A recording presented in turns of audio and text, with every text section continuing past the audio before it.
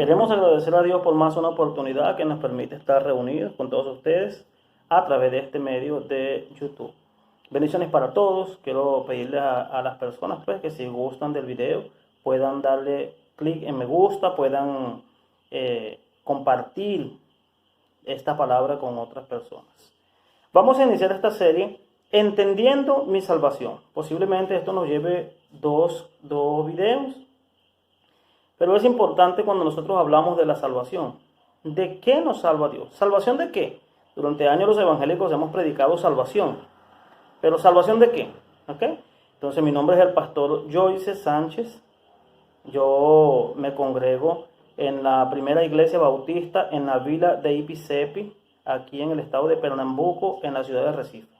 Recibo un abrazo de mi esposa, de mis hijos, y queremos pues que todos se sientan motivados a aprender acerca del camino de la salvación. El tema que nos ocupa es entendiendo mi salvación. ¿Cómo fui salvo? Los evangélicos hablamos constantemente acerca de la salvación, cómo fuimos salvos, hablamos constantemente de la salvación. Entonces es importante nosotros saber entender esto, porque al entender mejor la salvación, yo puedo reaccionar mejor al tema. Yo puedo reaccionar mejor a la idea de haber sido salvo por el Señor. Y entendiendo mejor la salvación, puedo enseñar mejor también a otros al respecto de este tema. ¿Ok? Quería que fuéramos al libro de los Efesios en el capítulo 1. Vamos a leer a partir del versículo 3 al 6. Dice así: Bendito sea el Dios y Padre de nuestro Señor Jesucristo, que nos bendijo con toda bendición espiritual en los lugares celestiales en Cristo, según nos escogió en Él antes de la fundación del mundo, para que fuésemos santos y sin mancha delante de Él, en amor, habiéndonos predestinado para ser adoptados hijos suyos, por medio de Jesucristo, según el puro afecto de su voluntad, para alabanza de la gloria de su gracia, con la cual nos hizo aceptos en el amado. En el amado de Jesús. ¿Ok? Ahora bien, la doctrina que estudia la salvación se llama soteriología. Soteriología es la rama de la teología que estudia la doctrina de la salvación. Es bueno, pues, antes de comenzar a estudiar este tema, hacerse algunas preguntas que son de vital importancia. Y que es importante saber que la Biblia toda está llena de soteriología. De hecho, la Biblia, el propósito de la Biblia es eso, la salvación del ser humano. Capacitar al ser humano para vivir en este presente y para vivir en un futuro glorioso con el Mesías. Entonces el propósito de la Biblia es un propósito soteriológico, salvífico, es decir, salvar al hombre de su pecado y de la condenación eterna. ¿Okay? Es posible que nos hayamos hecho al respecto de la salvación algunas preguntas. Y quiero también decirles que hay grandes pensadores al respecto de este tema, grandes autoridades, por decirlo así, en el mundo de la teología que tienen ya ideas formadas al respecto de este tema. Yo quiero dar mi punto de vista. Quiero decir que yo no peleo por puntos de vista de otros. Yo enseño lo que veo en las Escrituras. Si estoy equivocado, corrijo y continuamos en el aprendizaje. Pero no discuto por puntos de vista de un pensador o de una doctrina que otros construyeron. Lo que voy a hablar aquí es lo que Joyce Sánchez sabe o entiende al respecto del tema de la salvación. Evidentemente basado en ¿qué? En la evidencia que tenemos, que es la Biblia. ¿Ok? Entonces yo sé que tenemos que hacernos algunas preguntas que son de vital importancia en este tema. ¿Ok? Entonces Jesús cuando muere en la cruz, muere por todos los pecadores o muere por un grupo específico. Hay dos doctrinas que nos enseñan al respecto de esto. La doctrina, dos escuelas de pensamientos que nos enseñan al respecto de la salvación, si la salvación fue para un grupo específico de personas o fue por todos los pecadores, si el llamado a la salvación es universal, es específico. ¿Ok? Si el Señor muere en la cruz, muere por todos. ¿Ok? ¿De dónde proviene la salvación? ¿De quién es la iniciativa? ¿Por qué unas personas son salvas y otras no? ¿Es Dios realmente que endurece el corazón del hombre para no creer? ¿La propuesta de la salvación es efectiva para salvar a unos sí y a otros no? ¿Somos realmente salvos de qué? ¿Somos salvos para qué? ¿Es Dios quien elige a los salvos o son ellos que eligen si son salvos o no? ¿La salvación se pierde o no se pierde? ¿La salvación ya se efectuó o es un proceso gradual? Son preguntas importantes que vamos a responder en el devenir de este estudio. A pesar de que nosotros ya somos salvos, ¿okay? La salvación ya es una realidad en nuestras vidas. Es importante entender cómo se dio esa salvación en nuestras vidas, cómo se dio esa salvación. ¿Okay? Entender la naturaleza de la salvación es esencial para vivir conforme a ella y para poder explicarla mejor a otras personas. Cuando entiendo la naturaleza de mi salvación, su procedencia, su precio, que hubo un precio que pagar. ¿Okay? No solamente, el precio principal fue el precio del Señor Jesús, pero para que la salvación se diera, fue un proceso gradual, fue un proceso que llevó muchos años, fue un plan del Señor y aparte de eso, hubo derramamiento de sangre de muchas personas. Primeramente de Jesús, que fue la única sangre que limpia los pecados de la humanidad. Pero murieron muchos profetas, muchos hombres enviados a llevar la palabra, y aún continúan muriendo personas, misionarios que mueren en esos lugares donde el evangelio no es aceptado. Entonces es un precio alto para que muchas personas conozcan la salvación. Entonces no tengo nada más que buscar en este mundo. Si yo entiendo la naturaleza de esa salvación, ya no tengo nada que buscar en este mundo. Porque si entiendo mejor mi salvación, esto me ayudará mejor a luchar contra los apetitos de la carne. Porque entiendo que yo estoy en este mundo, pero pertenezco a un reino espiritual. Entonces eso me va a ayudar a priorizar mis escogencias, a vivir esperando la manifestación gloriosa del Señor. Pero me va a capacitar también para vivir en medio de un mundo lleno de tinieblas. Es decir, me va a capacitar para este mundo y para el venidero. Porque después que lo entiendo, el camino de la salvación será para mí un placer y no será una pesadilla. Es cuando comenzamos realmente a vivir. Infelizmente muchas personas han desentendido o han malentendido el proceso de la salvación y muchas veces quieren adjudicar algunas otras cosas al proceso de salvación, siendo que el proceso de salvación es un proceso, la salvación es por gracia. No hay nada más que la gracia, que la fe en el Señor para ser salvo. Mas muchas personas no entienden el proceso de la salvación. Y no se vive bien pensando con aquella zozobra de que yo voy a perder mi salvación por cualquier cosa. La salvación es algo grande y el Señor nos concedió una salvación eterna, una salvación gloriosa en Cristo Jesús. Yo veo el camino de la salvación como dos personas que van en un avión. Creo que en otras oportunidades, en algunas otras predicaciones lo he dicho. Dos personas van en un avión, una de ellas le tiene miedo a volar y otra no le tiene miedo a volar. Van para el mismo destino, en el mismo tiempo, en el mismo lugar, van a participar de las mismas cosas, solo que para la persona cuya experiencia de volar en un avión es una pesadilla, ella no va a sentir que viajó 20 minutos, 40 minutos, 1 hora o 2 horas. Para ellos va a ser una eternidad. Van a llegar al mismo lugar, pero va a ser una eternidad porque va a ser un tormento durante el camino. Eso es cuando yo no entiendo la salvación, cuando entiendo la salvación desde el punto de vista de mis propias capacidades o cuando entiendo la salvación desde el punto de vista de un mérito propio.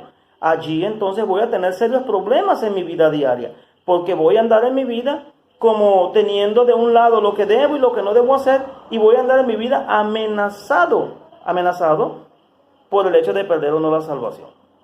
Pero esto no proviene de hombre, esto proviene del Señor, ¿ok? Entonces es importante ver esto. A medida que conocemos más de Dios y cómo Él opera para salvación, nuestros corazones rebosarán más de agradecimiento por su obra salvadora. Por eso es importante entender la naturaleza de nuestra salvación. ¿De dónde viene la iniciativa de la salvación? La doctrina de la salvación, la iniciativa de la salvación proviene de Dios. Él salva al pecador porque Él quiere salvarlo, en un propósito eterno que Dios ya había contemplado en la eternidad.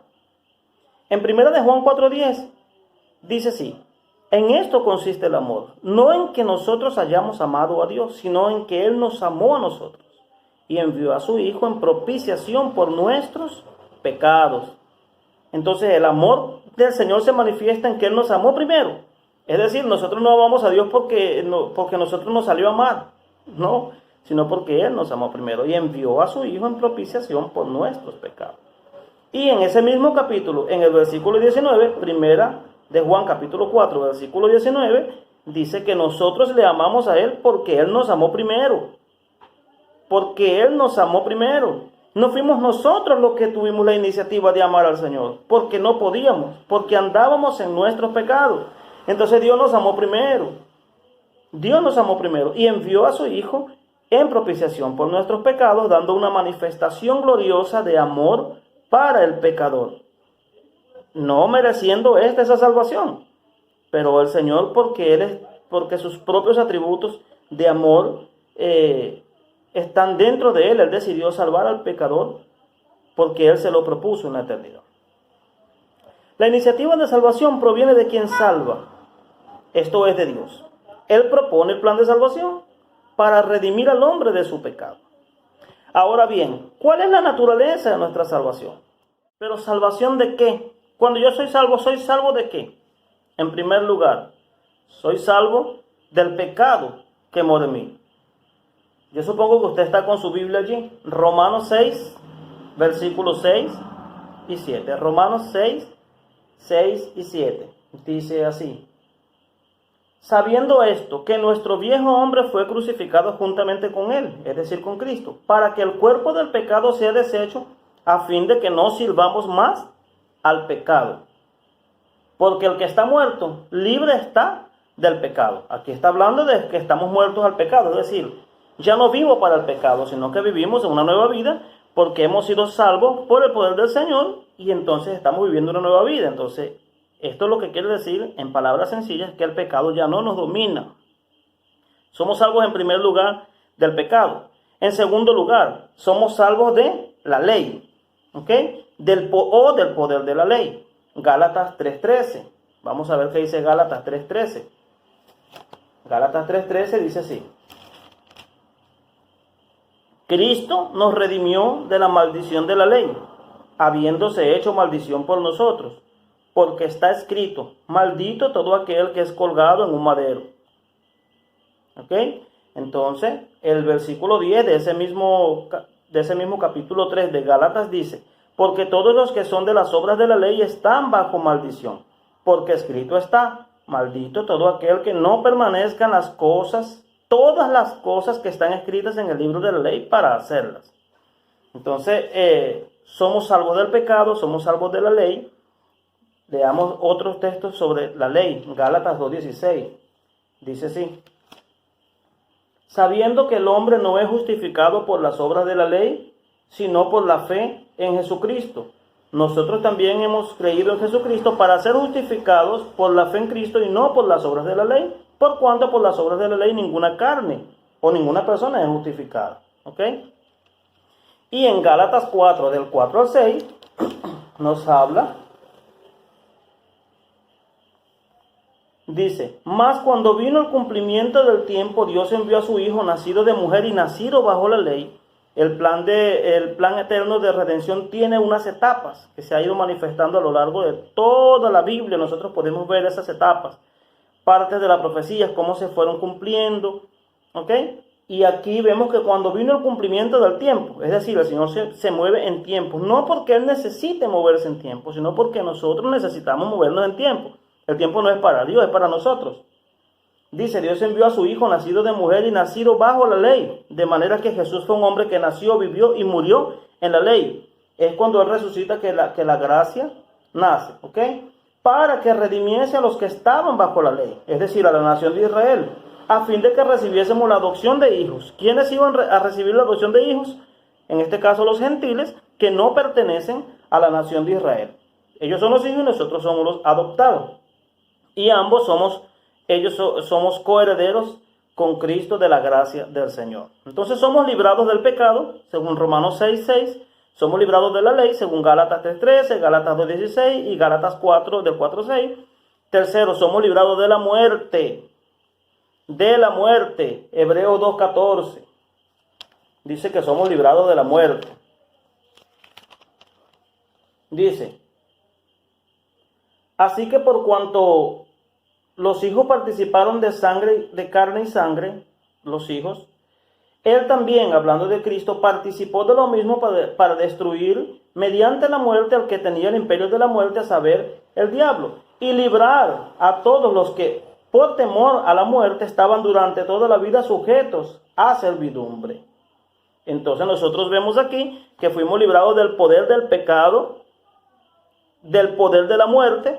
Es decir, antes de Cristo no había esperanza de vida, ¿ok? Porque las personas vivían esclavizados al pecado. Ahora no, cuando Cristo llega y ocurre el cumplimiento del tiempo, como dice Gálatas capítulo 4:4, el Señor envía a su Hijo, nacido de mujer. Eso quiere decir para que nazca en la condición misma de nosotros y pueda vencer el pecado en esa condición, crucificar el pecado en su carne, vencer la muerte, vencer el pecado, vencer, cumplir la ley, los requerimientos de la ley, y así podernos librar del pecado, de la ley, de la muerte y de la condenación eterna. Entonces, cuando yo hablo de la salvación, lo hablo en esos planos. Soy salvo del pecado que mora en mí, porque ahora no es que el pecado ya no mora en mí. No, el pecado es una condición inherente al hombre, inherente al ser humano. Y en todo lugar donde hay un hombre hay una condición de pecado, interna, intrínseca. El apóstol Pablo dice en el mismo libro de Romanos, capítulo 6:7, dice, miserable de mí, ¿quién me librará de este cuerpo de muerte? Es decir, que mientras estamos sujetos a este cuerpo humano, estamos sujetos a pasiones y estamos sujetos al pecado. Entonces el Señor me libra del pecado. ¿En qué sentido? Porque aunque el pecado sigue morando en mí, no tiene aquel mismo poder que antes de Cristo tenía. Antes de yo estar en Cristo, el pecado me dominaba. Yo quería hacer lo bueno, pero no podía hacer nada en contra de eso.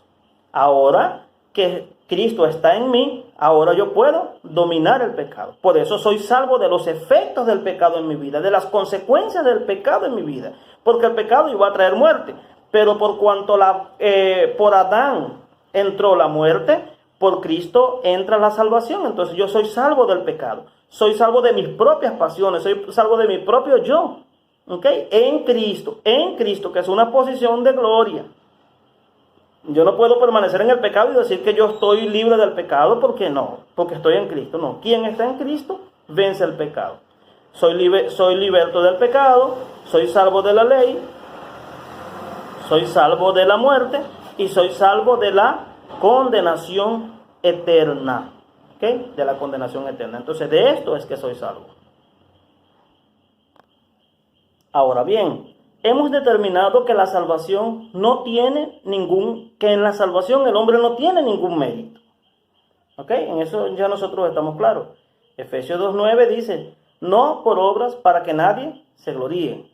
Entonces, la salvación no ocurre por obras. ¿Tengo que pagar un precio por la salvación? No, el precio fue pago por Jesucristo.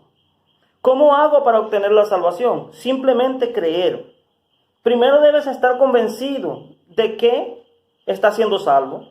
Primero debes estar convencido por el Espíritu Santo, que es quien convence al hombre de pecado, quien convence a las personas que necesitan correr a los pies del Señor. Este es un trabajo del Espíritu Santo. Nosotros creemos en Jesús en la medida que entendemos que necesitamos de Él. Si nosotros no somos convencidos por el Espíritu Santo que necesitamos del Señor, nosotros no vamos a reconocer la necesidad que tenemos de Él. Entonces, solo cuando yo entiendo la necesidad, cuando entiendo que soy pecador, que me miro al espejo, por decirlo de esta manera, y me veo cuán sucio estoy, es cuando yo corro a los pies del Señor por perdón. Este es un trabajo del Espíritu Santo. No es un trabajo que tiene que ver con mi capacidad, ni porque yo fui más inteligente, ni nada.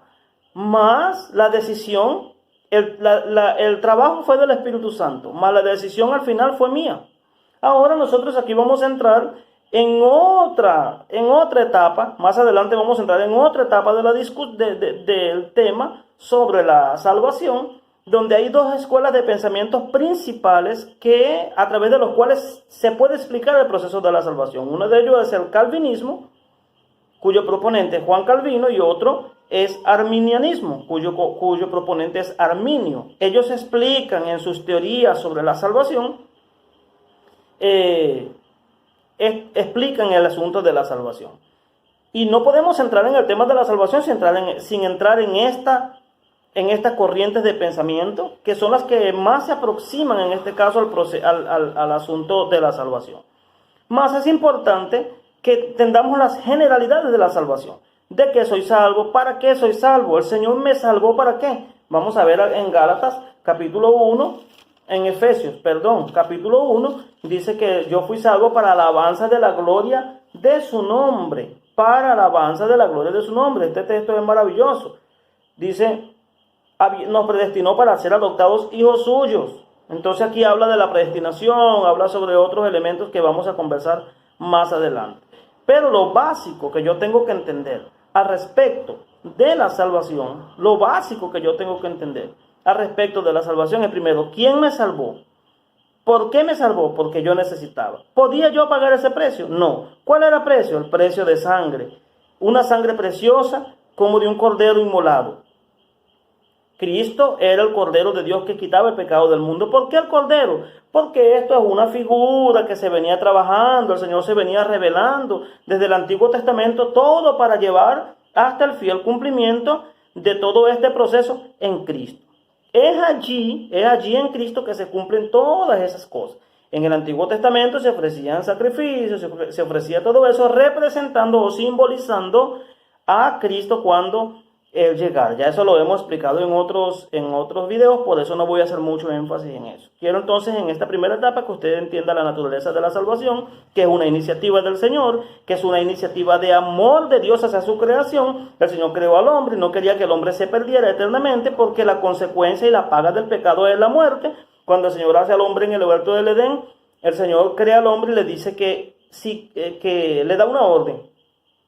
Y el hombre desobedeció esa orden. En fin, el mundo está viviendo en pecado. El mundo está viviendo en su propio pecado. Y el Señor necesitaba hacer una solución para esto. Génesis 3:15 nos habla un poco acerca de la solución que el Señor iba a hacer y cómo se profetizó eso a lo largo de toda la Biblia hasta llegar a Jesucristo. Cuando llega a Jesucristo se cumplen todas esas cosas. El Señor Jesús muere una sola vez para hacer un sacrificio por toda la humanidad, no habiendo más necesidad de ningún sacrificio. Y las personas podemos llegar a los pies del Señor solo por la fe de Jesucristo, creyendo en Él y confesando nuestros pecados por una obra que el Espíritu Santo hizo ya en nosotros de convencernos, llevarnos a Él, y Él, quien va a Él no le echa fuera, y entonces somos salvos por la fe, somos salvos por la gracia del Señor, y somos salvos por la absoluta y por absoluta misericordia de Él hacia el ser humano perdido.